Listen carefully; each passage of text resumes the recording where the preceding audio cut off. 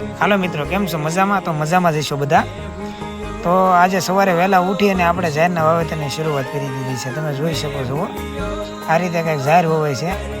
5 દાંડવે ઝાડનું વાવેતર કરીએ છીએ અને વચમાં જે જગ્યા રહી છે તેમાં આગળ ભાઈ ઝાડ છાંટતા જાય છે અને પાછળ આપણે વાવેતર કરતા જઈએ છીએ, જેથી કરીને ખાલા ન રહે તો ખડ ઓછું ઉગે. એટલે કંઈક આ રીતે અમે વાવેતર કરીએ છીએ. તો કેવું લાગ્યું તમને અમારું વાવેતર? આ રીતે કરાય કે નહીં જરીક કોમેન્ટ કરજો તમે મિત્રો. તો થોડુંક બાકી છે વાવેતર અને અહીંયા હોવાઈ જાય એટલે અહીંથી વાવી અને આપણે સીધું નીકળી જવાનું છે ભાદરા. જો આ રીતે કંઈક હોવાય છે. જ્યારે તમે જો બિયારણ કેવું પડે કહેજો. તો ઝાડનું વાવેતરનું કામ પૂરું કરી અને નીકળી જઈશું આપણે ભાદરા જવા માટે.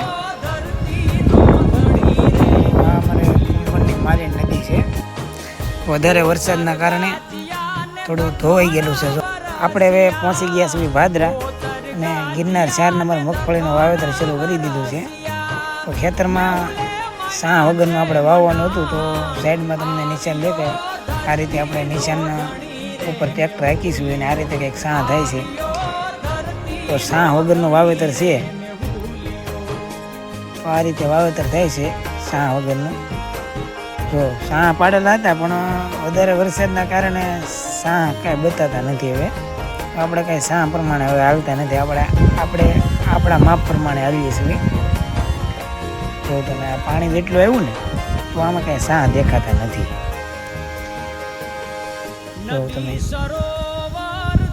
હવે બિયારણ તમને હું બતાવી દઉં. તો ગિરનાર 4 નંબરનું બિયારણ છે. આ રીતે કંઈક વાવે